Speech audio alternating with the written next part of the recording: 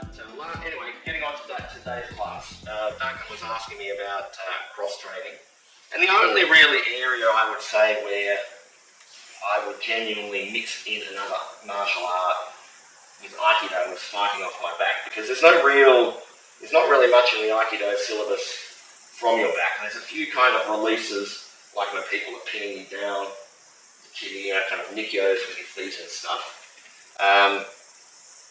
But I thought I could ground fight until I fought someone who was good at BJJ. And while I could still fight from my knees, like Sawari Waza, I could not fight well from my back. And so I've developed some in-between things from my back that suit my Aikido. I fought with the Australian team in BJJ and part of Gracie Baja and later Team Gordo. I trained with Pete DeB, and his thing was the arm across sweep. And I've used arm across standing up, without knowing that it had a name, for a long time. But it actually exists in Aikido, although we don't really specialise in it at all. So I'll show you a few circumstances of that, and then we'll take it to the mat. So basic times you might use arm across is say he strikes, I go in here and I'm going to pass this through. There's lots of ways I can go to Irimi. I can take it through here, finishing standing or on the ground, or Yokanruchi, any kind of Yokanruchi Irimi Nage. Hijidori, another great move that I've used and had used on me. Stops him being able to hit me. And it's a very simple move, but it's super effective. Like anyone can do it. Your first day of Aikido, you grab someone Marote Dori and force their arm across. Already I've got a million throws and I'm stopping him hitting me. And I can put the hold on. So we're just going to try that for a sec. I'm going to get his arm across, I'm going to put Marote on him, get his arm across, stop him kicking, right, get behind, throw, Arigashimasu. Right. When your Irimi is a bit rougher and I'm pushing this across, you've got a bit of an arm across. I would say though, when you do Irimi well, you're letting that through, so you're not actually pushing across. But at the most primitive level, if I'm going to take his arm across, make the space to enter, I've got an arm across. But say I've been thrown, whatever's happened, I've fallen over. The first thing I want to do is get my feet on his hips, right? This is called an open guard. Any kind of guard where my feet are facing towards him is an open guard.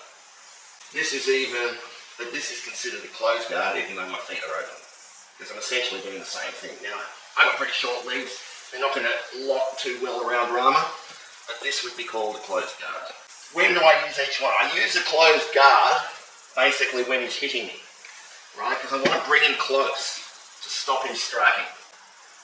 And I can also, posture up, I can also buck him forward, right? Without my hands. When I'm trying to do something active, I'm going to have my feet here. So, things that you'd always use, which are completely illegal, are I would kick him in the face, right? And these kicks are extremely dangerous. They're very powerful and they're very hard for him to stop. So he's going to hit me. I get in the closed guard. I'm going to get his arm across any way I can. In this case, he's got a gi. I'm going to hold it. If he doesn't have a gi, I'm going to be in here. If we've got no gi, I'm going to grab it like a diamond here, right? Get his arm across. Now, what I'm going to show you is called a sweep. Now, for a basic sweep, what do I need? I need an arm. I need his weight. That's essentially what I need. I'm not going to get a sweep if he's sitting back, right? And I've got his arm. Right? I'm not going to get a sweep if I've got his weight, but I don't have his arm. Right? So I need his arm and his weight. So somehow, and we're not going to get too technical about it, I'm going to get this arm across. So what happens when the arm's across? There's no brace here. So think of this like a roll. That hip to this shoulder. If I had the other arm, it would be the opposite hip to the opposite shoulder. right? So there's also another thing, without getting too technical, if he's in here, he's hugging me more, I can just come under his arm, and this becomes like an arm across, if he's got no gi on, etc. But I've got his arm across, I'm going to get one foot on his hip, right? I'm going to come out, I'm going to just lie this across his side and come on top. Right, so there's a few ways to do this. Ideally, I want this knee in here. Well, I do, this is my style of doing it. And then I'm going to be looking down this leg. So I'm on my hip, so I've got his right arm across, and I'm trapping his right leg with my left leg. So when I sweep, I can't sweep with my abs tucked. I do it all with my back and hips, like this. So it's easy. Boom. Right? So try again. Just go side. So I'm here, it goes to hit me. And pass it through to the other hand. Right? I'll get this one on his hip if I can. Right? I'm going to wiggle back. I'm going to look at my foot. Right? Here, I don't quite have his weight. Go in. Right, now I'm just taking it. So I've got a million of these that I would use in a fight or in a competition. And they all work standing up to the ground.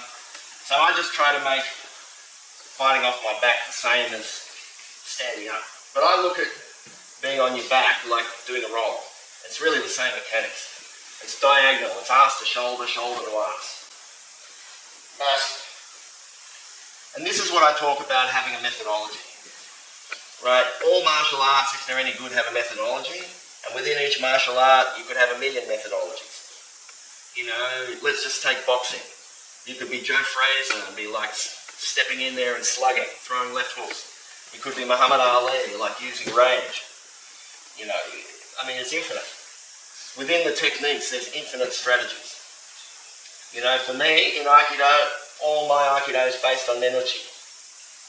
You know, and just like on the ground, it's pretty much the same as a Menuchi, but instead I'm going to get the arm across.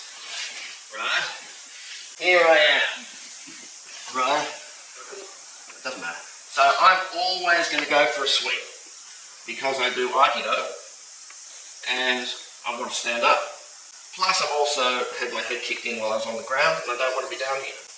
So obviously there's a lot of things I could do to finish the fight on my back, right?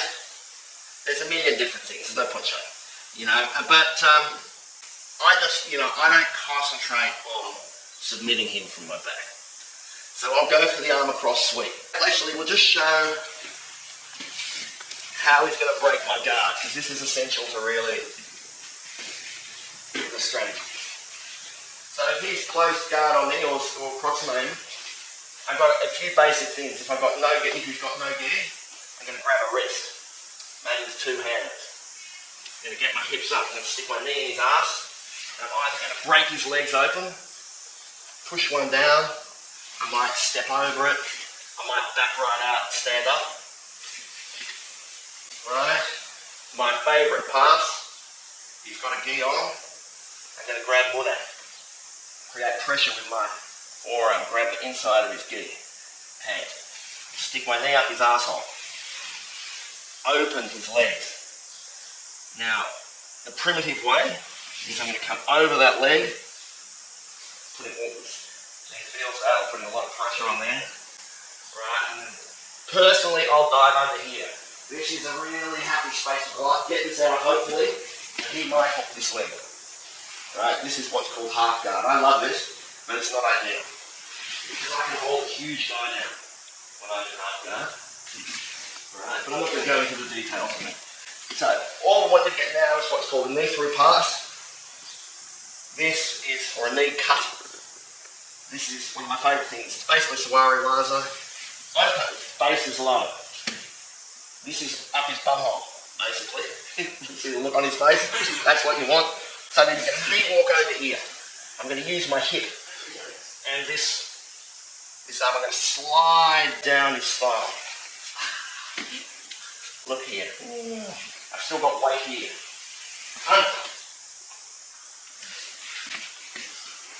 He does bruise a bit there, but get used to it. Right? So here, and here. If I had no gi, I'd be here. Right? He had no gi. There we go here. And if he had no gi, I'd probably stand up as well, which would be close your legs up. Probably get this here, stand up, and then step back. Right, then I go knee cross. Still hold that. Oh. So give it a go, Hongashanas. I'm not trying to give you a whole class on breaking the guard. I mean, in Aikido terms, on your back, I'm going to approach this differently. I'm going to control his leg, and I'm going to hit him. I'm going to hit him, right? I want to hit him, right? He's going to break out, right? If this leg comes up to a triangle or something, I'm going to get through it. I'm not going to go through everything. It's impossible in this amount of time. What I'm not going to do in his guard is try and submit him. It's possible, but it's really a chump's game because I have to give him my arms, which means he can sweep me. You know, but in basic terms, you know, I can also pair that with any of these different grips. But what I'm trying to show you is to pass. Even to back out of an open guard, he has to control my hands and the leg. So we're all in agreement on that? Okay, so here's the strategy.